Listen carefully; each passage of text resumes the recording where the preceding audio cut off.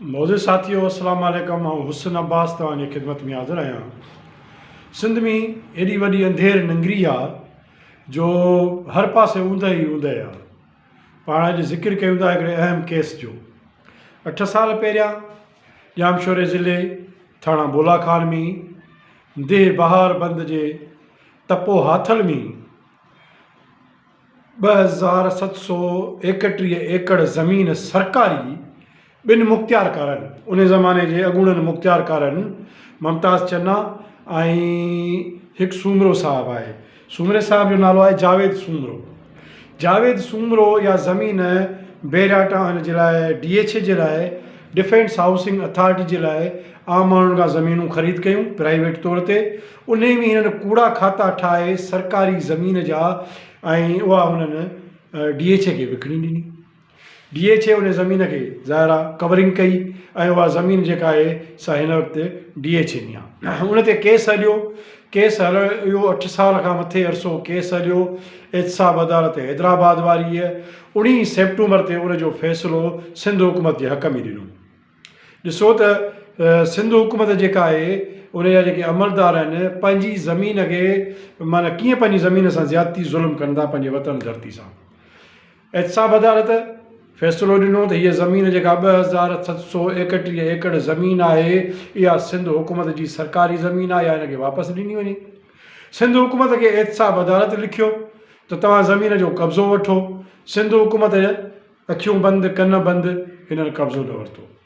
वरी 28 नवंबर ते एहतसाब अदालत वरी हिननि खे हिकिड़ो लेटर लिखियो सिंध हुकूमत खे त अव्हां ज़मीन न वरिती आहे, 60 ॾींहं गुज़री विया आहिनि, हाणे 15 ॾींहंनि में ज़मीन जो कब्ज़ो वठी असांखे रिपोर्ट कयो।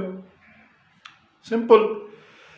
उहो अञा ताईं सिंध हुकूमत चीफ सेक्रेटरी जेको सिंध जो इमीडिएटली इंतिज़ामी बॉस आहे उन ज़मीन जो कब्ज़ो अञा ताईं न वरितो आहे।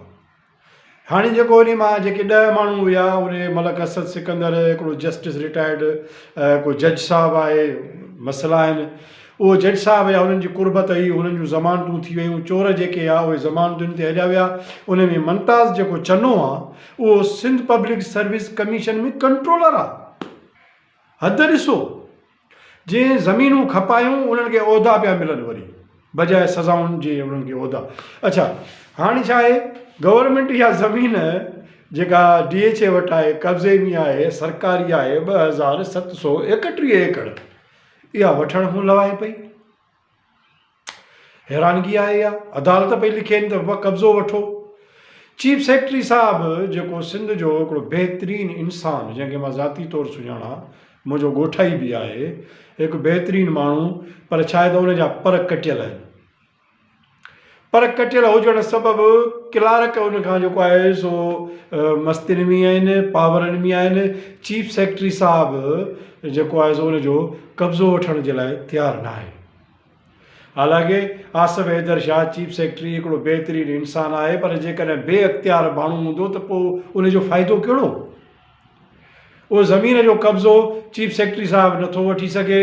ऐं जेको रेवेन्यू डिपार्टमेंट आहे उन में उते त वरी क्लार्क कोर्टुनि में केस विढ़ंदा वञनि। हालत इहा आहे। रेवेन्यू डिपार्टमेंट जेका कराची आहे जंहिंमें सीनियर मेंबर हिन वक़्तु बकाउला उनट साहिबु आहे, सुठो माण्हू आहे उहो जेको आहे। ऐं उनजी जेका टीम आहे यानी जेको सिस्टम आहे, मुंहिंजा ज़रिया मूंखे ॿुधाइनि था त उहो सिस्टम जेको आहे सो DH सां ॻाल्हियूं पियो करे त बाबा मामिलो तइ कयो त इहा ज़मीन तव्हांखे ॾियूं। हाणे DH ज़ाहिर आहे इहा ज़मीन भुॻड़नि जे मुठ ते हिननि खां वठंदी, हिननि खे पैसा हिननि खे ॾींदी। ज़ाहिर आहे हू बि जेका हुननि खे मुमताज़ चन्नो जेको अॻूणो हुयो मुख़्तियारकार, ऐं जावेद सूमरो ऐं ॿिया जेके प्राइवेट माण्हू मलक असद सिकंदर जा हुआ, उन्हनि बि इहा ज़मीन भुॻड़नि जे मुठ ते ई खपाई हूंदी मुफ़्त में। हिन में हिकिड़ो सेक्रेटरी आहे, डिप्टी सेक्रेटरी बोज़दार साहिबु आहे। बोज़दार साहिबु जेको आहे हिन बोज़दार साहिबु जो जेको तहलक आहे उहो डिप्टी सेक्रेटरी आहे। ऐं उहो जेको बोज़दार साहिबु आहे उहो एॾो त पावरफुल आहे जो ही यारमंद बोज़दार आहे। यारमंद बोज़दार महीने में 3 खां 4 दफ़ा मदीने निमाज़ूं पढ़णु वेंदो आहे। 2.5 लख रुपया पघार आहे यार। हितां तूं मदीने पाक वेंदो आहे निमाज़ूं पढ़णु, त इहे इहे पैसा तूं कीअं हिलाल कंदो आहीं, किथां ईंदा आहिनि, इहे हिकिड़ियूं वॾियूं कहाणियूं आहिनि। इन जो प्रोफाइल बि पाण साम्हूं रखंदासीं। पर हाणे असुलु किसो इहो आहे त ज़मीन केरु वठे। जेका DHA वटि ज़मीन आहे 2731 एकड़, इहा ज़मीन चीफ सेक्रेटरी आसिफ हैदर शाह साहिबु छो नथो वठे? आख़िर कहिड़ी अहिड़ियूं रुकावटूं आहिनि जो साईं जन जा पर सड़नि था? ॾिसो त केॾो दाड़ो लॻे थो सिंध जी ज़मीनुनि ते, सभिनी वसीलनि ते लॻे पियो। पर जेके शयूं कानूनी तौर ते साम्हूं अचनि थियूं, घटि में घटि उन्हनि खे त वठो। अदालत पई चए थो पंहिंजी मिल्कियत वठो। को DHA को रोकियो, मना कोन कई आहे त असीं कोन ॾींदासीं। ज़ाहिर आहे फ़ैसिलो थी वियो आहे, DHA उन में बोगस निकिती आहे, उन्हनि ज़मीनूं ख़रीद कयूं हुयूं मुबैना। त इहो जेको आहे सो अञा ताईं ज़मीन जो कब्ज़ो सिंध हुकूमत न वठी सघी आहे। रेवेन्यू डिपार्टमेंट जा मामला तइ थी रहिया आहिनि। सिंध जे माण्हुनि खे इहो ॿुधाइणु चाहियूं था त तव्हांजी ज़मीनुनि जी लुटमार कीअं थी रही आहे।